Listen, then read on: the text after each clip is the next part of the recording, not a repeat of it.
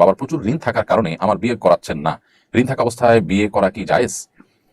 যদি আমি জেনা থেকে বাঁচতে গোপনে বিয়ে করি সেটা কি বিয়ে বলে গণ্য হবে?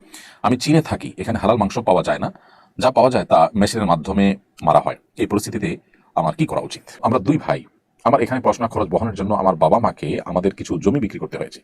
আমার ছোট ভাইকে সরকারি প্রতিষ্ঠানে পড়াই, ওর জন্য কোনো খরচ হয়নি। এক্ষেত্রে আমি কি খরচের পরিমাণ সম্পদ বা টাকা ওকে সমানভাবে বুঝিয়ে দিতে হবে? চলুন আর বিলম্ব না করে ইতিমধ্যে যে সমস্ত প্রশ্ন আমাদের হাতে এসে পৌঁছেছে সেগুলো উত্তর দেওয়ার পরে আমরা প্রবেশ করি। এমডি জাবিদ হাসান রাদিফ আপনি লিখেছেন, আমি চীনে থাকি, এখানে হালাল মাংস পাওয়া যায় না, যা পাওয়া যায় তা মেশিনের মাধ্যমে মারা হয়। এই পরিস্থিতিতে আমার কি করা উচিত? বা জাবিদ হাসান, চায়না যারা সফরে যান, আমাদের আরো অন্যান্য অনেক ভাই ব্রাদার আছেন, তাদের অভিজ্ঞতা একই রকম, যে চায়নায় হালাল খাবার পাওয়া খুবই কঠিন, খুবই ডিফিকাল্ট। আমি জানি না চায়না যারা থাকেন সেখানে মুসলমানদের আনাগোনা, মুসলমানদের উঠা বসা, এরকম এলাকাগুলোতে হালাল ফুডের বিজনেস অন্তত ব্যবসায়িক উদ্দেশ্যে না হলেও দিনই কারণে সেটার পরিমাণ বাড়ানোর চিন্তা কেউ করছেন কিনা। যদি না করে থাকেন তাহলে এটি আমার মনে হয় করা দরকার। কিছু কিছু হালাল ফুডের দোকান বা হোটেল তো অবশ্যই আছে, আমি জানি, কিন্তু এর পরিমাণটা কিভাবে বাড়ানো যায়, বিশেষ করে সুপার শপগুলোতে আপনার প্যাকেটজাত হালাল খাবার এটা কিভাবে সরবরাহ করা যায়, এটা নিয়ে আমার মনে হয় ভাবাটা এটা দিন প্রচারের কাজ, দাওয়াতের কাজের অংশ। সেই সাথে আপনার প্রশ্ন উত্তরে বলতে চাই, হালাল যদি খাবার না পাওয়া যায়, হালাল গোশত যদি পাওয়া না যায়, তাহলে সেক্ষেত্রে আপনি গোশত অ্যাভয়েড করবেন। আপনি চাল এবং সবজি, চাল এবং ফিশ যদি সেরকম থাকে, সেটা আর না হলে শুকনা খাবার যেগুলো হালাল সেগুলোর উপর আপনাকে নির্ভর করতে হবে, ফলমূল খেয়ে থাকতে হবে। যে সমস্ত এলাকাতে এরকম হালাল খাবারের ক্রাইসিস আছে সেখানে আপনাকে কষ্ট করে নিজে রান্না করে কিংবা যে কোনো মূল্যে হালাল খাবারের উপর নির্ভর করে আপনাকে থাকতে হবে, কষ্ট যতই হোক না কেন। কারণ সেখানে আসলে মুসলমানদের সংখ্যা খুব কম হওয়ার কারণে হালাল ফুড, হালাল খাবারের সেই কমিটমেন্ট চেইন সবগুলো, অর্থাৎ আন্তর্জাতিক যে চেইন সবগুলো আছে সেগুলোর কথা আমি বলছি, সেগুলো সাধারণত তারা মেনটেন করে না। যার কারণে সেটা খাওয়া কিন্তু জায়েজ হবে না। অতএব মেশিনের মাধ্যমে কোনো প্রাণী যদি হত্যা করা হয় তাহলে সেক্ষেত্রে সেটা তো হালাল নয়, সেটা হারাম। অতএব সেই প্রাণী গোশত আপনি খেতে পারেন না। আমরা দুই ভাই, আমার এখানে পড়াশোনা খরচ বহনের জন্য আমার বাবা মাকে আমাদের কিছু জমি বিক্রি করতে হয়েছে।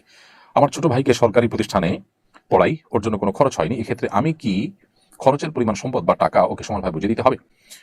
খুবই গুরুত্বপূর্ণ প্রশ্ন। প্রিয় ভাই, আপনি আপনার যে ভাই সরকারি বিশ্ববিদ্যালয়ে চান্স পেয়েছে, যার কারণে তার পেছনে খরচ হচ্ছে না, তাকে আপনার পেছনে যে টাকা বাবার খরচ হচ্ছে ওই পরিমাণ টাকা তাকে আপনি দিতে বাধ্য নন। কারণ সন্তানদের পেছনে যে সমস্ত খরচ হয় এগুলো যার যতটুকু প্রয়োজন হয় তার জন্য ততটুকু খরচ করা হবে। কারোর জন্য খরচ করতে গিয়ে কারো খরচের প্রয়োজন হচ্ছে তার জন্য খরচ করেছেন, একই সার্ভিস অন্যজনকে দিয়েছেন তার জন্য প্রয়োজন হয় নাই, তাহলে সেক্ষেত্রে সে ওইটার আনুপাতিক হারে যে টাকা পাবে ব্যাপারটা সেরকম নয়। এটা হলো প্রয়োজনের উপর নির্ভর করে। যদি এমন হতো যে বাবার সম্পদ থেকে আপনি একটা ফ্যাসিলিটিস নিয়েছেন আর জন্য নেয়নি, আপনি বিদেশ গিয়েছেন টাকা পয়সা বাবার ভেঙে কিংবা বাবার জমি বিক্রি করে, কিন্তু আপনার আরেক ভাই সে যায়নি বা তাকে পাঠানো হয়নি, তাহলে সেক্ষেত্রে আপনি ওই টাকা বা সম্পদ বাবাকে ফেরত দিবেন, সেটা সব ভাইদেরই সম্পদ হিসাবে গণ্য হবে। এটা লোনের মতো হতে পারে। কিন্তু পড়াশোনা দুজনই করছেন, দুজন ইউনিভার্সিটিতে পড়ছেন, একজন সরকারিতে চান্স পেয়েছেন, আরেকজন পাননি। তো এই ব্যাপারে বাবা যদি একজনের পেছনে খরচ করেন, আরেকজন যদি সরকারিতে চান্স না পেতেন তার পেছনে খরচ করতেন, এরকম হয়, তাহলে সেক্ষেত্রে এখন যিনি সরকারিতে চান্স পেয়েছেন তিনি যে টাকা পাবেন আপনার যে খরচ হচ্ছে সে পরিমাণে, এরকম কোনো কথা নেই। তবে এখানে আপনার একটা নৈতিক ব্যাপার থাকে যে বাবা আপনার পেছনে অতিরিক্ত টাকা খরচ করছেন, বিধায় আল্লাহ তাআলা আপনাকে তৌফিক দিলে আপনি যেন ভাই বাবার প্রতি সেই কৃতজ্ঞতা বোধ আপনার যেন থাকে, ক্রিয়াকর্মে আপনার আচরণে সার্বিকভাবে সেটির প্রকাশ যেন ঘটে। যেতে চাই নবীর দেশে আইডি থেকে আপনি লিখেছেন, বাবার প্রচুর ঋণ থাকার কারণে আমার বিয়ে করাচ্ছেন না। ঋণ থাকা অবস্থায় বিয়ে করা কি জায়েজ? যদি আমি জেনা থেকে বাঁচতে গোপনে বিয়ে করি সেটা কি বিয়ে বলে গণ্য হবে?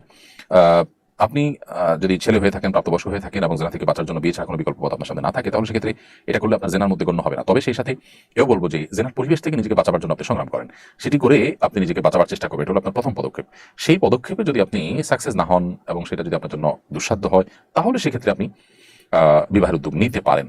এমনকি প্রাপ্তবয়স্ক মেয়েও যদি হয় এবং তার বাবা মা তাকে বিবাহ দিচ্ছেন না, তাদের মধ্যে হালাল হারামের বাজ বিচার নাই, আল্লাহ ভীরুতা নাই, তাহলে সেই বোনও বিবাহের উদ্যোগ নিতে পারেন, তবে শর্ত সাপেক্ষে এ বিষয়ে সংশ্লিষ্ট ওলামাদের সাথে, বিজ্ঞজনদের সাথে পরামর্শ করে, তারপরে তার অবস্থা পর্যালোচনা করে এরপরে তাকে সিদ্ধান্ত গ্রহণ করতে হবে।